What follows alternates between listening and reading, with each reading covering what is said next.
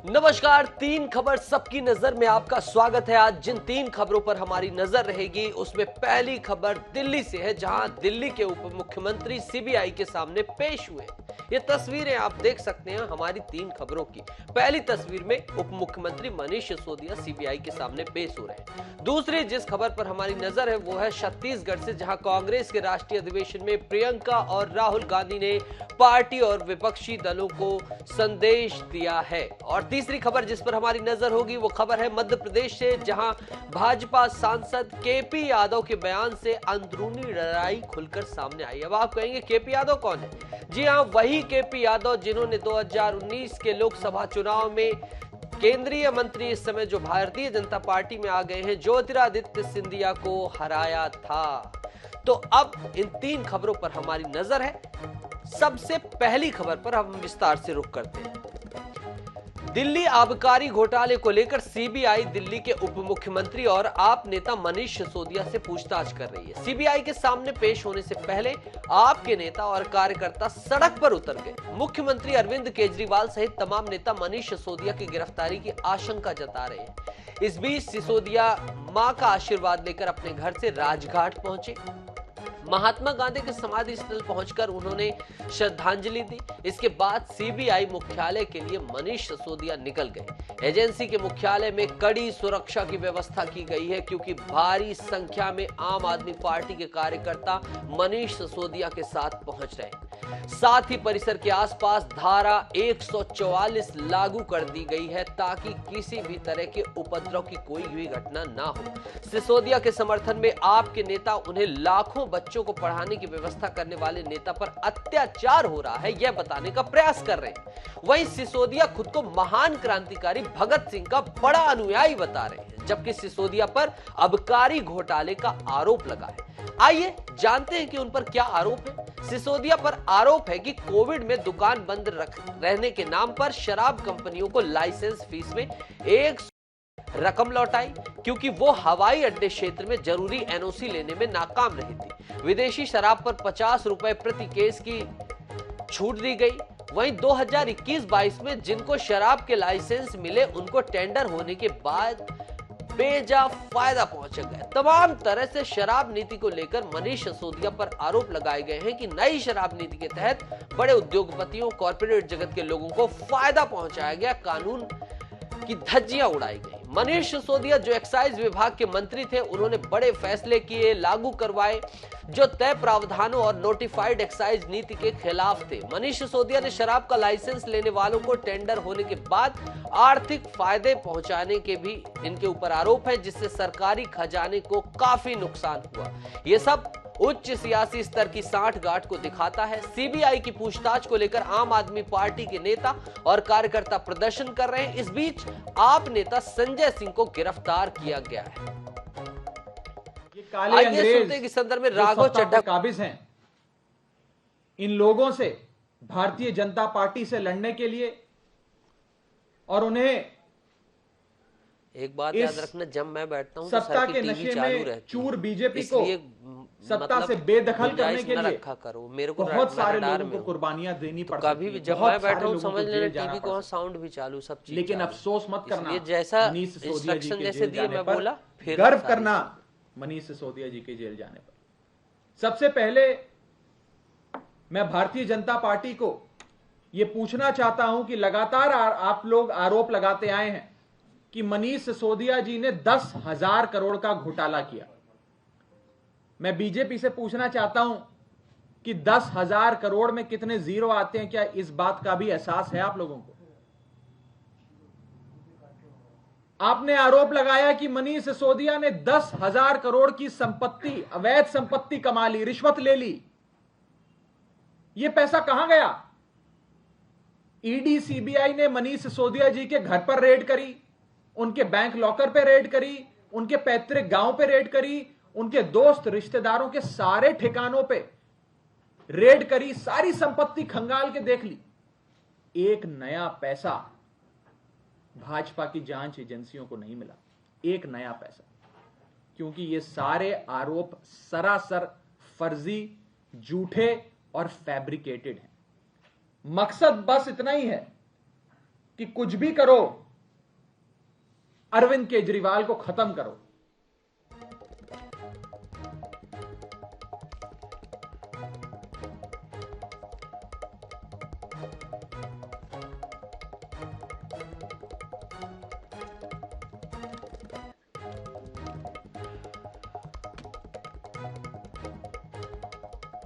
और इस मामले पर ज्यादा बातचीत के लिए हमारे साथ भारतीय जनता पार्टी के प्रवक्ता गुलरेज शेख जी जुड़ रहे हैं और वरिष्ठ पत्रकार प्रेम कुमार जी जुड़ रहे हैं। आप दोनों मेहमानों का बहुत बहुत स्वागत है। सबसे पहला सवाल मैं करूंगा बीजेपी के प्रवक्ता गुलरेज शेख जी से। गुलरेज जी, अभी हमने दर्शकों को सुनाया राघव चड्ढा की प्रेस कॉन्फ्रेंस चल रही थी, इसके बाद सुबह से ही जितना भी घटनाक्रम है उसमें आम आदमी पार्टी बार बार कह रही है कि ये सारे आरोप झूठे हैं, मनगढ़ंत हैं, फैब्रिकेटेड हैं और भारतीय जनता पार्टी साफ तौर पर केंद्रीय एजेंसियों का दुरुपयोग कर रही है। क्या कहना चाहेंगे आप? आपने कभी भी किसी चोर को सुना कि चोर कहता हो कि नहीं सारे आरोप मेरे ऊपर सच हैं और मैं गुनाहगार हूँ, मुझे सजा मिलनी चाहिए? ऐसा कोई चोर कभी नहीं कहता जब तक कि चीजें कोर्ट में साबित होकर उसको जेल की सलाखों के पीछे नहीं डाल दिया जाए। तो ये वो जो उठाई गिरे किस्म के चोर होते हैं, वो उसमें ब्लैक कॉलर व्हाइट कॉलर का फर्क है। तो ये व्हाइट कॉलर वाले हैं, वो ब्लैक कॉलर वाले हैं, तो ब्लैक कॉलर वालों की कोई बात नहीं करता है, व्हाइट कॉलर वालों के लिए हम बात कर रहे हैं। और आप ये देखिए ना, ठीक है गुलरेज जी, आपने कहा कि कभी भी कोई चोर ये नहीं कहता कि मैं चोरी कर रहा हूं। इस आपकी इस प्रतिक्रिया की, इस बारे में सीधा प्रतिक्रिया आम आदमी पार्टी के सूरज उपाध्याय जी से लेते हैं जो हमारे साथ जुड़े हैं। सूरज जी, गुलरेज जी का कहना है कि चोर की दाढ़ी में तिनका होता है, चोर कभी नहीं कहता कि मैं चोर हूं। तो फिर आम आदमी पार्टी बार बार ये क्यों कह रही है कि बेजा तरीके से एजेंसियों का दुरुपयोग किया जा रहा है, एजेंसियों को अपना काम करने दिया जाए? आम आदमी पार्टी कह रही है या नहीं कह रही है कि एजेंसियों का दुरुपयोग किया जा रहा है? पूरा भारत देश बोल रहा है कि भारतीय जनता पार्टी सीबीआई और ईडी का इतने गलत ढंग से दुरुपयोग कर रही है जो आज तक कभी नहीं हुआ। ये बोल रहे हैं चोर के दाढ़ी में तिनका, या कोई चोर नहीं बोलेगा। भाई साहब, आप बताने का प्रयास करेंगे नान घोटाले का क्या हुआ, व्यापम घोटाले का क्या हुआ, पैनामा घोटाले का क्या हुआ? आपके दोनों मुख्यमंत्री ये बताया, कभी कोशिश की कि मेरी जांच करा लो? आपकी सरकार ने कभी कोशिश किया जांच करा लो? आपने 3 बार 4 बार छापा मार लिया। आप देश की जनता के सामने क्यों नहीं रखते कि उनके घर से क्या निकला? आप क्यों नहीं बताते देश की जनता को कि उनके घर से क्या निकला? आप बेवजह एजेंसियों का दुरुपयोग करके आम आदमी पार्टी को वहां की शिक्षा क्रांति। जवाब दीजिए गुलरेज जी, जवाब दीजिए। जहां तक एजेंसीज ने क्या प्राप्त किया है, ये काम सरकार से है नहीं कि हम बताएं। यदि सरकार ये काम करने लग जाए कि इन्वेस्टिगेशन पूर्ण होने से पहले एविडेंसेस बताने लग जाएगी, तो फिर उसमें ये होगा कि हम एजेंसियों को फ्री हैंड नहीं दे रहे अपने कर्तव्य का निष्पादन करने के लिए। तो मुझे लगता है कि एजेंसीज की जब जांच पूरी हो जाएगी तो वो आप मीडिया वालों के सामने भी और इन आपी पापियों सबके सामने चीजें रखेंगे और फिर जज साहब होंगे, वो कहेंगे कि मुजरिम इसको इतने साल की सजा दी जाती है और कठोर कारावास की सजा दी जाती है। तो बस उसी का इंतजार है और आज आपने इनका पाखंड देखा। ठीक है गुलरेज जी, आपकी बात मैंने समझ ली। सूरज जी से आखिरी टिप्पणी चाहूंगा। सूरज जी, आखिर एजेंसी अपना काम कर रही है तो तकलीफ क्या है? अगर मनीष सिसोदिया कहीं गलत नहीं है तो यह शक्ति प्रदर्शन क्यों? इतने भव्य तरीके से रैली लगाकर सीबीआई दफ्तर में जाना, भगत सिंह का अनुयायी होने का दावा करना, और कहीं सादगी नहीं, कहीं सरलता नहीं, एक शक्ति प्रदर्शन दिखाई दे रहा है। यह क्यों हो रहा है? इस पर आपकी संक्षिप्त टिप्पणी चाहूंगा सूरज जी, फिर इस मामले पर गुलरेज जी से जवाब दूंगा। देखिए, जहां तक मुझे इनकी जानकारी के ऊपर मुझे इनकी हंसी भी आ रहा है और दुख भी हो रहा है।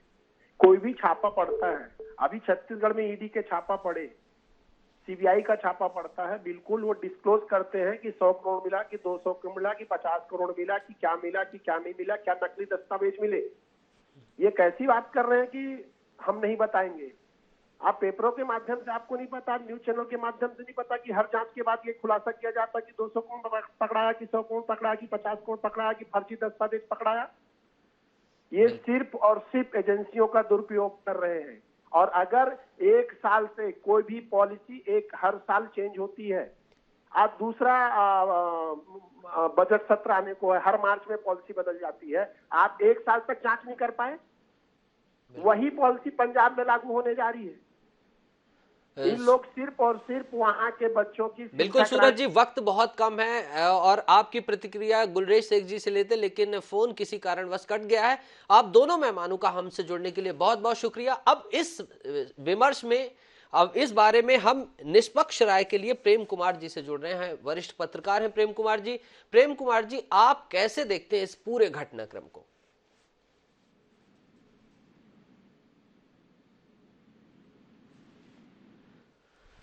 तकनीकी समस्या के चलते हम प्रेम कुमार जी से नहीं जुड़ पा रहे हैं। आप सभी मेहमानों का हमसे जुड़ने के लिए शुक्रिया। तो निष्कर्ष ये पहुंचता है कि आम आदमी पार्टी कह रही है कि केंद्रीय एजेंसियों का बेजा दुरुपयोग किया जा रहा है, वहीं भारतीय जनता पार्टी कह रही है कि अगर जांच चल रही है और जांच में आप सही हैं तो आपको तकलीफ क्या है। अब देखना होगा कि सीबीआई कितने घंटे मनीष सिसोदिया से पूछताछ करती है। पूछताछ के बाद मनीष सिसोदिया बाहर निकलते ही क्या बयान देते हैं। लेकिन इस वक्त सियासी सरगर्मी देश की राजधानी दिल्ली में बढ़ गई है।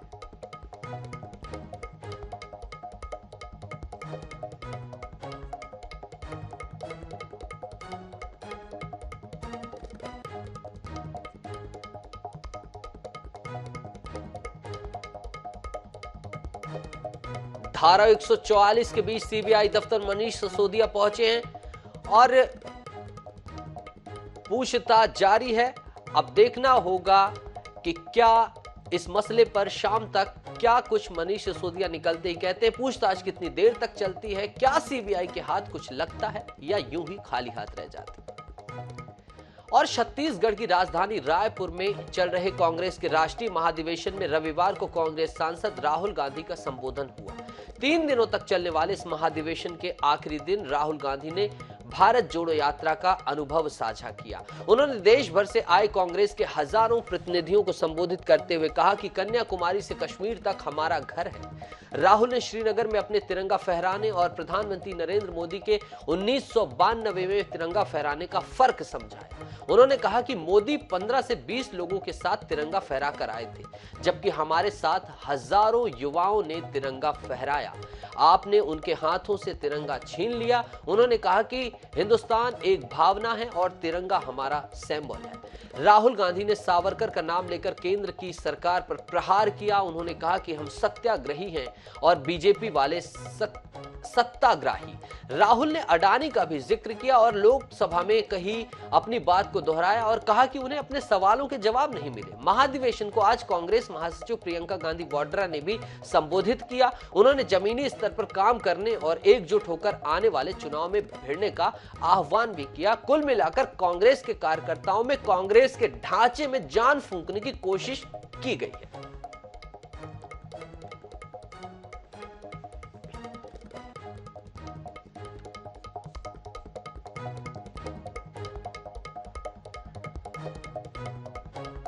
अधिवेशन से संदेश देने की खास कोशिश की जा रही है।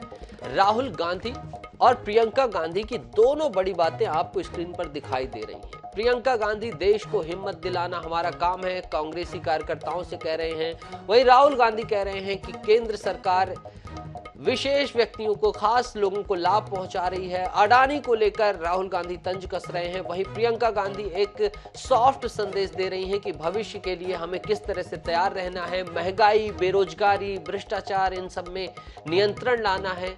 देश को हिम्मत देने की बात की प्रियंका गांधी ने। अगर दोनों के भाषण का फर्क देखा जाए तो प्रियंका गांधी ने साफ तौर पर अपने भाषण में महंगाई, बेरोजगारी, भ्रष्टाचार, विपक्षी एकजुटता इत्यादि मुद्दों पर बात की। वहीं इससे इतर राहुल गांधी ने भारत जोड़ो के इर्द गिर्द अपने उद्बोधन को शुरू किया और तमाम उद्घोषण में उन्होंने बीजेपी को आड़े हाथों लिया।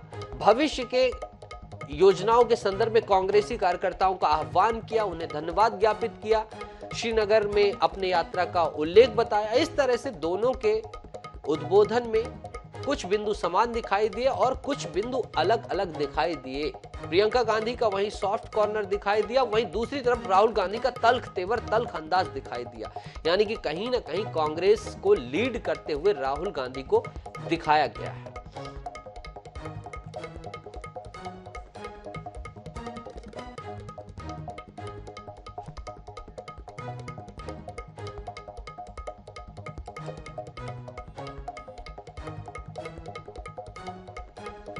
छत्तीसगढ़ की राजधानी रायपुर में ये 85वां राष्ट्रीय अधिवेशन चल रहा है। अगर इसकी बात करें तो अधिवेशन का ये आज आखिरी दिन है। थोड़ी देर बाद, कुछ घंटे बाद कांग्रेस की महा रैली होने वाली है, जिसमें 2 लाख से अधिक लोग पहुंच रहे हैं। इस रैली में भी तमाम तरह से उद्बोधन होंगे। स्वयं कांग्रेस के राष्ट्रीय अध्यक्ष मल्लिकार्जुन खड़गे इस रैली को संबोधित करेंगे, राहुल गांधी संबोधित कर सकते हैं। इसके साथ ही मुख्यमंत्री भूपेश बघेल, जिनकी अगवानी में ये सारा सम्मेलन, जिनकी मेहमानबाजी में ये सारा सम्मेलन आयोजित हुआ, वो भी इस जनसभा को संबोधित कर सकते हैं। पहले दिन कांग्रेस ने अहम बैठकें की, दूसरे दिन भी अहम बैठकों का दौर जारी रहा। पहले दिन निर्णय लिया गया कि कांग्रेस के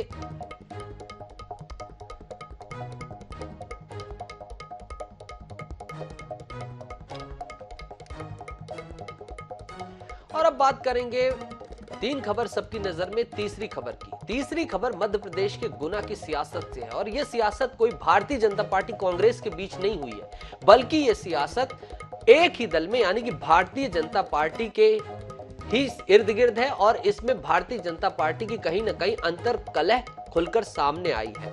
गुना में बीजेपी सांसद केपी यादव ने सिंधिया परिवार का नाम लिए बिना कटाक्ष किया है। केपी यादव ने कहा है कि यदि रानी लक्ष्मीबाई के साथ गद्दारी नहीं होती तो आज हम लोग देश की आजादी की 75वीं नहीं बल्कि 175वीं वर्षगांठ मना रहे होते। हम 175 साल पहले आजाद हो चुके होते। बता दें कि सिंधिया राजघराने पर हमेशा से ही अंग्रेजों का साथ देने और रानी लक्ष्मीबाई को धोखा देने का आरोप लगाया गया है। ऐसे में बीजेपी सांसद केपी यादव के इस बयान ने एक बार फिर सियासी सरगर्मी बढ़ा दी है। सांसद ने ज्योतिरादित्य सिंधिया की नब्ज को दबाते हुए राजनीति गरमा दी है। चंबल की राजनीति में इस वक्त इसी बात की चर्चा हो रही है कि आखिर केपी यादव क्यों है खफा खफा। रानी लक्ष्मीबाई भी हमारे पास झांसी की ही थी और उनके शौर्य के बारे में भी हम सभी जानते हैं और हम ये भी जानते हैं कि अगर कुछ समय कुछ लोगों ने उनके साथ गद्दारी नहीं की होती तो शायद हमारा देश आज 75वीं वर्षगांठ नहीं मना रहा होता स्वतंत्रता की, बल्कि 175वीं वर्षगांठ मना रहा होता। हम 100 साल पहले ही और आजाद हो चुके होते। तो सुना आपने, ये केपी यादव का वही बयान है जिसने सियासी सरगर्मी बढ़ा दी है। ये उसका अंश है। इसके साथ भी उन्होंने तमाम तरह की बातें कही। ज्योतिरादित्य सिंधिया की स्टाइल में अगर जिंदा हो तो जिंदा नजर आना जरूरी है। ये कविता पढ़ते हुए उन्होंने अपने समाज को बताया कि आप भी जिंदा हैं तो जिंदा नजर आइए। तमाम तरह की बातें केपी यादव ने इस समाज के आंदोलन में कही हैं और अब देखना होगा कि इसमें इसे कांग्रेस पार्टी किस तरह से इस मुद्दे को भुनाती है। क्या कांग्रेस पार्टी इस मुद्दे में कोई लाभ उठा पाती है या फिर यूं ही भारतीय जनता पार्टी इस मुद्दे पर फिर से डिफेंस कर जाती है।